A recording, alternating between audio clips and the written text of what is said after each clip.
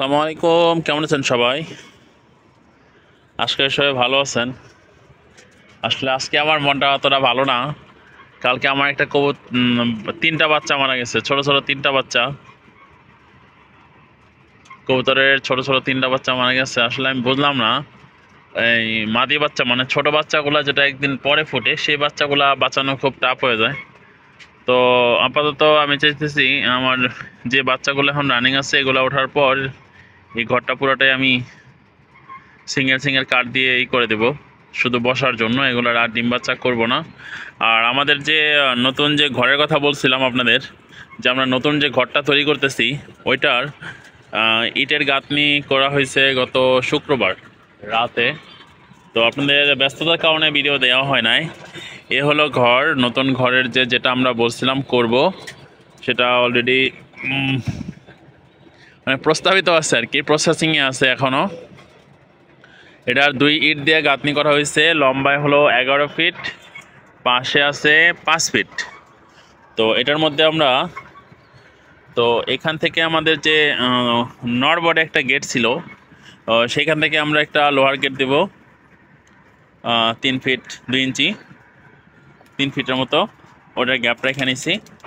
তো এখান থেকে ঢোকার পরে ঠিক এইখান থেকে আমাদের ঠিক এই জায়গা থেকে এই জায়গা এর মাঝে একটা গেট দেব।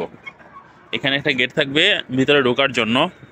তো ভিতরে ঢোকার পর আমার চিন্তা ভাবনা আর কি, যে প্রথমে যেহেতু এই পাশে খাঁচা আছে, আউটসাইডে পড়ছে এটা আমি একটা আলাদা একটা টিন দিয়ে অ্যাডজাস্ট করে ফেলবো, ভিতরেই ঢুকবে, ভিতর থেকে বের হবে। এটা নিচের পাটে আরও কিছু কবুতর দেব, তারপর এখানে কিছু খাঁচা দেব, 3-4টা খাঁচা থাকবে কবুতরের এই পাশটায় আর এই পাশটাতে। এই 2 পাশটায় থাকবে কবুতর এতটুকুর মধ্যে। আর বাকি পাশে কিছু পাখি রাখার চিন্তাভাবনা। তো সেই প্রোগ্রামেই করা আর কি ঘরটা। আর নিচে আমাদের আরেকটা ঘর করা হয়েছে, সেখানে কিছু মুরগি রাখার জন্য, টাইগার মুরগি, দেশি মুরগি এবং কিছু শৌখিন মুরগি। এই তো সকালে কবুতরকে নাস্তা দিলাম চীনা বাজরা, চীনা কাউন, আর হলো সূর্যমুখীর বীজ। এই যে আমার নরের খাঁচা, এই হলো মাদির খাঁচা, আর এটা হলো ব্রিডিংয়ের খাঁচা। ব্রিডিংয়ের খাঁচা কবুতরগুলো বাইরে আছে, প্রায় 8 জোড়া 9 জোড়ার মতো বাহিরে আছে।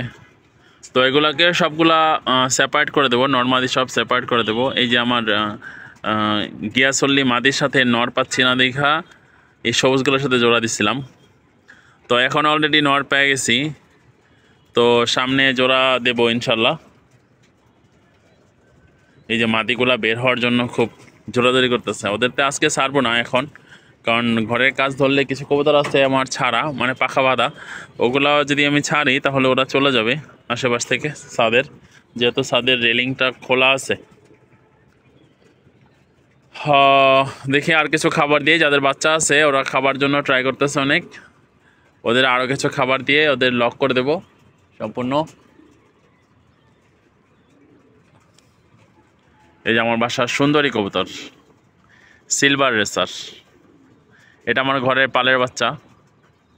ওর বাবা আছে আরেকটা, ওর বাবাও আছে, ওর মাটা নাই, ওর মাটা চলে গেছিলো বাসা, ছাদ থেকে পড়ে কোথায় গেছে আমি আর খুঁজে পাই নাই ওর মাটারে। তো ওদের যে বাচ্চা আছে বাচ্চাদের সাথেই পরে জোড়া দেওয়া হয়েছে। এই যে নর দেখেন মাশাল্লাহ কি সুন্দর।